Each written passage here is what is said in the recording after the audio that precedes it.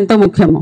ఎందుకు? మీరంతా నాకు ముఖ్యం కాబట్టి, మనమంతా కలిసి పనిచేయాలి కాబట్టి, నా గురించి, మా వాళ్ళ గురించి మీకు, మీ గురించి నాకు, అందరికీ ఒక అవగాహన కలిగి ఏ విధంగా అయితే మనం ప్రజలకి ఒక సేఫ్ జర్నీ, ఒక భద్రతతో కూడుకున్న ప్రయాణం ఇవ్వగలుగుతామో, ఇవ్వడానికి ఏమేమి జాగ్రత్తలు తీసుకోవాలో, జాగ్రత్తలు తీసుకోకపోతే ఏం జరుగుతుందో, దాని తర్వాత పర్యవసనాలు ఎలా ఉంటాయో, ఇవన్నీ కూడా ముందుగా మనం ఒకసారి కలిసి మాట్లాడుకొని ఒకరినొకరిని అర్థం చేసుకొని ముందుకు వెళ్ళాలని ఉద్దేశంతో ఈ విధంగా ఏర్పాటు చేయడం జరిగింది. ఆల్రెడీ మీ ఇన్స్పెక్టర్ గారు మీ గురించి ఒక మంచి మాట చెప్పారు. మరి మీరంతా గమనించారో లేదో, డ్రంక్ అండ్ డ్రైవ్ మా వాళ్ళు చాలా తక్కువ అని ఒక మాట అన్నారు. చాలా సంతోషం ఆ మాట విన్నందుకు. ఎందుకంటే ట్రాఫిక్ సమస్యల్లో ఎన్నో సమస్యల్లో పెద్ద సమస్య డ్రంక్ అండ్ డ్రైవింగ్. అది మనమే కదా, నేనే కదా తాగాను, నా బండే కదా అని అనుకొని పోతూ ఉంటారు. కానీ దానివల్ల అవతల వాళ్ళకి కూడా ప్రమాదం ఉంటుందనే విషయాన్ని ఈ మధ్యలోనే మనం క్లియర్ కట్గా ఒక ఇన్సిడెంట్ చూసాం. అంటే ఆటోకు సంబంధించింది కాదు, 2 వీలర్ డ్రంక్ అండ్ డ్రైవింగ్ చేసిన తర్వాత ఏం జరిగిందని కర్నూలులో ఒక పెద్ద బస్ యాక్సిడెంట్ జరిగింది. మీ అందరూ దాన్ని ఫాలో అయ్యే ఉంటారు కదా. అతను ఏమనుకున్నాడు, అతను తాగాడు, నేను నా బండి కదా అనుకున్నాడు, అతను చనిపోయాడు. అక్కడితో ఆగిందా న్యూసెన్స్? అండ్ ఇది ఎంతమంది ప్రాణాలు పోయినాయి చూడండి. తాగింది ఎవరు? Bike driver.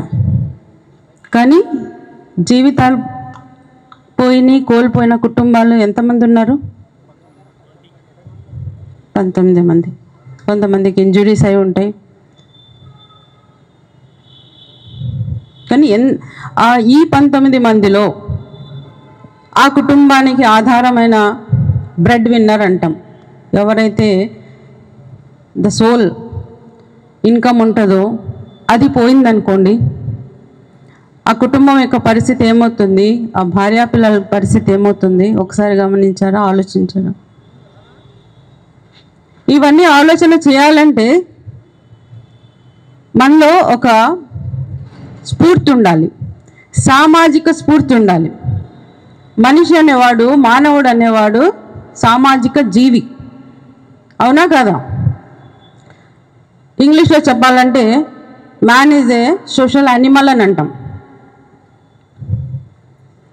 ఒక్కళ్ళుగా ఒంటరితనంలో జీవించలేము. 10 మందితో కలిసి సమాజంలో మనము నలుగురికి ఉపయోగపడాలి, నలుగురు మనకు ఉపయోగపడే విధంగా ఒకళ్ళనొకళ్ళు సాయం చేసుకొని వెళ్తేనే అందరం బాగుంటాం. మీరు ఆటోల వెనక, చాలా ఆటోల వెనక రాసి ఉంటారు. ఏం రాసి ఉంటారండి? చాలా మంచిగా అనిపిస్తుంది అది చదివి. అందరూ బాగుండాలి, అందులో మనం ఉండాలి. మనం ఉండాలంటే ముందు ట్రాఫిక్ నియమాలు, రూల్స్ అండ్ రెగ్యులేషన్స్ అన్నీ ముందుగా మనం పాటించాలి. జనరల్గా చూసారా, ట్రాఫిక్ జామ్స్ అయిపోతూ ఉంటాయి.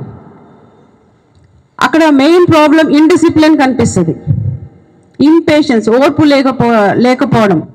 వాడట వెళ్తున్నాడు కదా, మనం ఎందుకు వెళ్ళకూడదు అని ఒకడు రాంగ్ రూట్లో వెళ్తున్నాడు, ఒకడు తప్పు చేస్తున్నాడంటే వాడు నాపి అరే నువ్వు ఇది చేయకూడదు, దీనివల్ల ట్రాఫిక్ జామ్ అవుతుందని మిగతా నలుగురు చెప్తే అతను అలా వెళ్తాడా?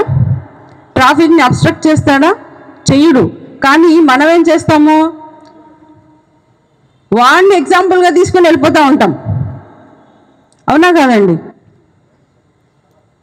వాడు అటు వెళ్తున్నాడు కదా, మనం ఎందుకు వెళ్ళకూడదు? అది తప్పు. మంచి పనులకి పోటీ పడండి, తప్పు పనులకి పోటీ పడద్దండి. దానివల్ల ఒకళ్ళగా అనుకుంటాము. ఇప్పుడు మనం శరీరం ఉందనుకోండి, పొట్టకి ప్రాబ్లం వస్తే మొత్తం బాడీకి ప్రాబ్లం వచ్చినట్టే.